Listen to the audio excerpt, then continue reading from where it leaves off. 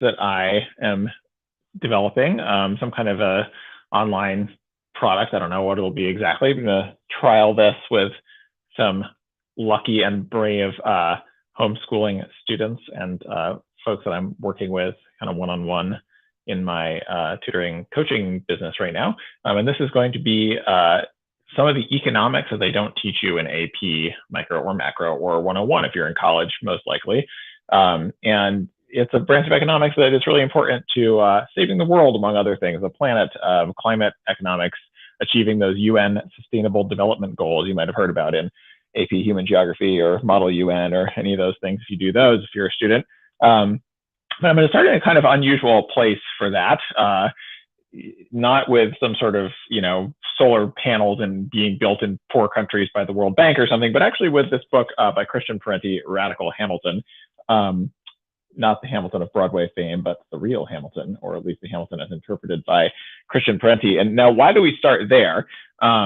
Because this book basically argues that we don't need to look to faraway places or radically different economic systems to see an example of very activist state developing an economy. We can look right to American history. And this point is really echoed by people like Ha-Joon Chang, the Korean British development economist, works at Cambridge in the UK. And this book I have here is called Bad Samaritans, The Myth of Free Trade and the Secret History of Capitalism, which he starts by talking about Korea's development path and then extending that to how might that, why is this pathway not what we think it is? It's not the free market neoliberal miracle that it's sold as, and how might we extend that to a country he imagines, Mozambique, in a poor sub-Saharan African country in 2061, having successfully developed itself in a very sustainable and green way, saving the climate and lifting its people out of poverty at the same time. And basically the answer is similarly to the way the US actually developed and industrialized, not the way we say we did, right? Which is with a lot of state intervention. That's the argument.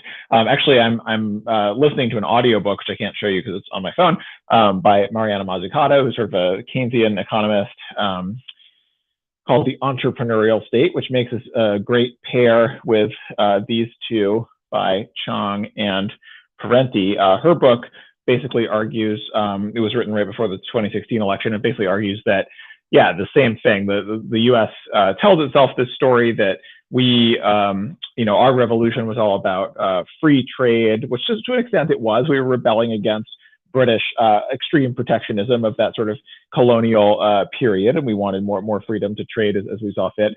But no sooner were we decolonized after the revolution than Hamilton steps in and set up all of these, the Bank of the United States, and not only that, but the report on manufacturers was a thoroughgoing, long report that Parenti makes much of. It's understudied, he says, where Hamilton really lays out, how the government needs to drive economic development, digging canals, doing all sorts, the high-tech infrastructure of the day, encouraging and protecting with tariffs all sorts of nascent industries. And what Chang and Mazzucato and lots of others argue is that it's only the Americans who sort of forgot our own heritage. Every other successful development story, whether it's Korea or China or Japan or Taiwan or any of the so-called Asian miracles, right? And there's ones that are not in Asia as well, has some kind of state-led development model where the state had protective tariffs. Yes, they exported a lot of stuff, right, to earn hard currency. Like Korea is sold as like this, free trade export champion, and that's what drove their miracle. Well, yeah, they exported a lot of like the easy stuff that they first learned to make, cheap textiles, cheap electronics, right? Same with China, right? That went down the path a little later. That you build basic factories and export a lot of that stuff so that you can earn the hard currency, right? The dollars, the euros, to buy more advanced machinery, which you then pretty aggressively reverse engineer, right? Or require, investors from other countries who are putting this stuff in and building factories to do technology transfer to share the IP, the patents, right? So that your people can copy it or learn how to do it themselves. You're not always reliant on foreign technology and IP. And of course, all these writers, these kind of progressive development economists, will argue with like the free trade rules and the WTO and like some of the free trade agreements that have been enacted and proposed because they very stringently protect these type of IP rules. And of course, in COVID, we saw how not great that can be when it comes to like drugs and not being able to reproduce them. But really that debate goes all the way back to, the first like industrialization. And actually in the America after the revolution, we were, basically poaching, and actually, I think Benjamin Franklin was involved in this, basically secretly poaching like British and German engineers to come over here and show us how to build stuff that, the high tech of the time, like some wooden, water powered factory machine or whatever, right? We were very aware that we needed to, the government was very involved in poaching that technology. And, the Trumpian, politicians of today are like, oh, China, they're stealing our technology. Well, yeah, that's right. they did do a good deal of that, and that's because they were following the same playbook that every country that's developed has done. And right, these IP laws are not kind to developing countries, and so they've always wanted to sort of change them. Right, in the 1970s, there was this whole push to the UN, the new international economic order, which would have one of the big pillars of it was to liberalize those IP laws, which is technology transfer to allow countries to develop. And actually, another good book to throw into this course, The Poorer Nations by Vijay Prashad, sequel to The Darker Nations, which I don't have.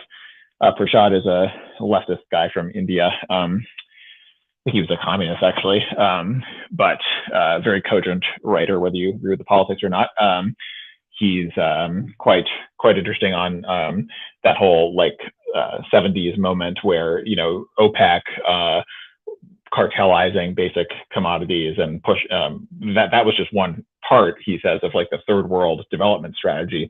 The other part of which was like liberalize these IP laws, allow technology transfer, so that other countries can have a leg up in industrializing themselves, and the rich countries aren't sort of hoarding all of their know-how and keeping the others in a sort of semi-colonial status where they have to constantly export basic stuff to earn hard currency to import the more advanced stuff. And, remember, that's what Britain was doing to the United States, right? With the Stamp Act and, the Boston tax on tea and all this crap, right? You weren't allowed to set up your own factories for a lot of things, or, the Stamp Act was about paper, I believe, right? You couldn't make your own paper because that was actually kind of a high-tech industry at the time, right? It was a, cutting edge, and they wanted you to buy it from Britain, right? So, the argument is that let's apply this to green technology, right? You want to have, this is one of the debates at, the UN, the climate conferences, right? They talk a bit about green technology transfer, right? You don't want poorer countries to be totally, dependent on rich countries for green tech and IP that they're going to need to leapfrog dirty tech, right? And industrialize and develop themselves without all the emissions, right? So anyway, those are sort of like the general framework. I don't think I have anything else to say about it right now, but I'm sort of developing all of these ideas and picking readings from these books and finding other things. So if you have thoughts about things that should be included in a course on development economics grounded in history and oriented toward the future, right, and green development, that's equitable around the world, let me know in the comments. And I would love to hear your thoughts. If you're a teacher, if you're a student, a parent, right, anyone who an subject matter expert in any of these things, I'm really interested in this stuff and trying to build some really great educational materials about it. And I would love to hear from my community on what you all want to hear.